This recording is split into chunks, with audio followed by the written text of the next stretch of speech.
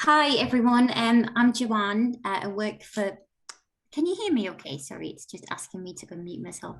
Um, I work for Barnardo's, and I'm based at the Newcastle East Community Family Hub. And I'm going to talk today about our delivering of parenting programs, Incredible Years, which is the one that we run from baby age to toddlers.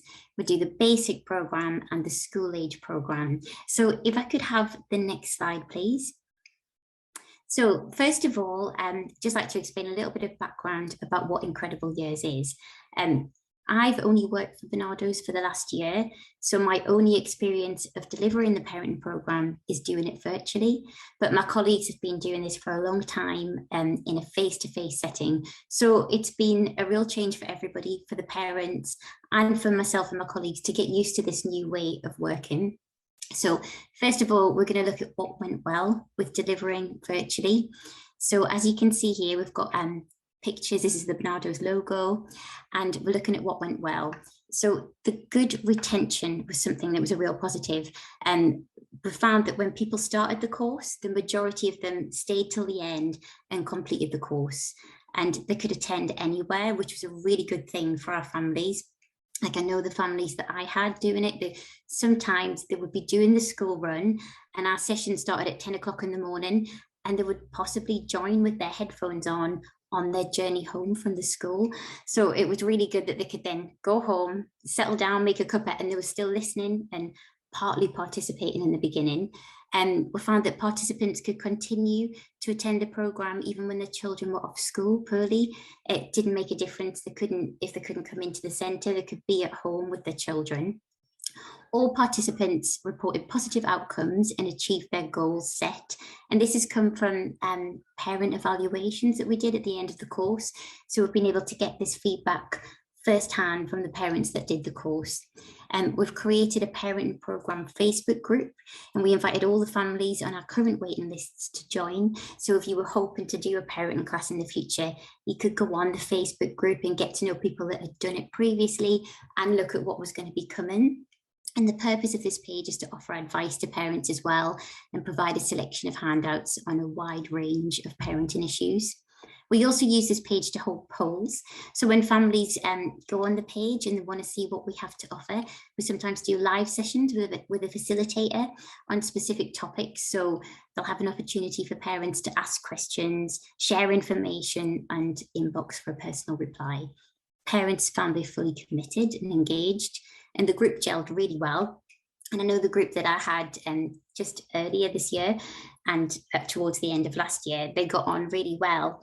And outside, they formed their own WhatsApp group. So when we weren't delivering the session, they could talk to each other throughout the week. And perhaps some of them had similar challenges with parenting, and they were able to communicate and keep in touch with each other. And they enjoyed coming to the group and knowing that they weren't the only ones struggling. They enjoyed all of it, the tips and the advice. And if parents and carers had children at home while participating in the session, we would provide like some activities for the children to do as well. And if I could have the next slide, please, that would be great. As well as focusing on the positives, we did have to look at some of the challenges and the negatives that came with delivering the parenting program virtually. So parents sometimes did experience technical issues, which I'm sure we're all familiar with in this day and age, sometimes poor internet connection, and we'll have to just try and get past that when it happened. Sometimes in some of the sessions, participants can become emotional and upset during the session because we're talking about something really personal to them, their parenting, and that could be really challenging. I personally found that really hard if I could see that somebody was struggling over the screen and they were upset, because that is something that just isn't the same when you're not in the room with somebody.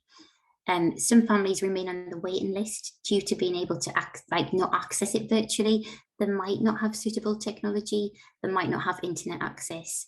And some participants found it harder to do role play virtually. I think if we had been doing it face to face in the centre, people might have found that a little bit easier to sort of act out a scenario where one was playing the role of parent and one was playing the role of child. And I think it's a bit harder to break the ice and do that on the screen sometimes. And some participants just didn't feel comfortable being on camera, and they would attend the sessions, but as much as we encouraged the camera to be on, we did have to respect that some people didn't feel comfortable with that, not in every session. And some people were unable to access the course due to the handouts being too big and they couldn't download them from their email.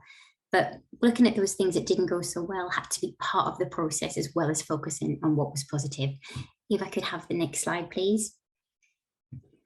This is looking at what we did to solve any of the issues. So the negatives that I just outlined there, for example, the role play sessions, in a group, the parents can be separated into little smaller groups. And would sometimes, like if we were doing it face to face, we would have actual toys for them and props. But on Zoom, this isn't an option. So we'd sometimes go into a room with a smaller group and build their confidence around the role play. We offer breakout rooms. So if it was quite obvious that somebody was becoming upset or emotional, facilitators can offer one-to-one support and talk to somebody privately in a breakout room.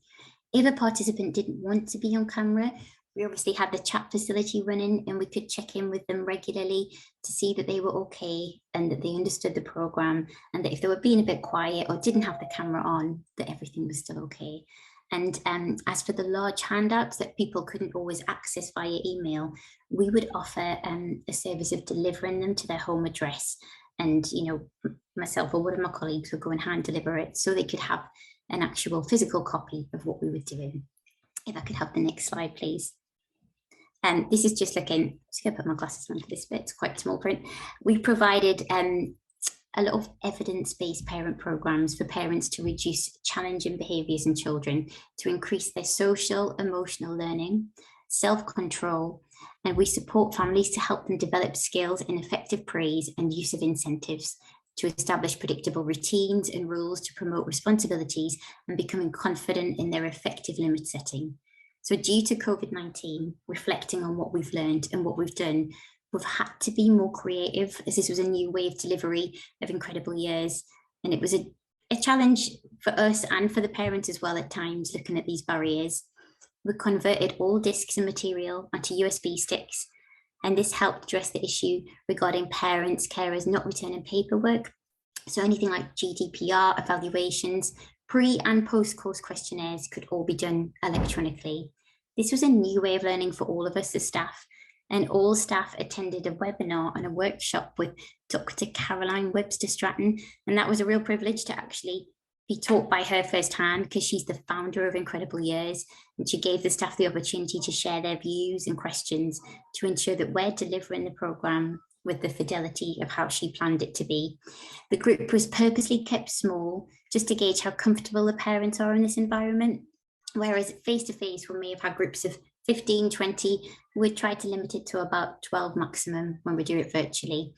And we've got some feedback here and some lovely quotes from parents that attended the session saying, "Thank you, I was having a bad day and you helped me. I never realised that other parents are going through what I am." And finally arrived, so I'm going to do some extra reading as I find the programme so helpful.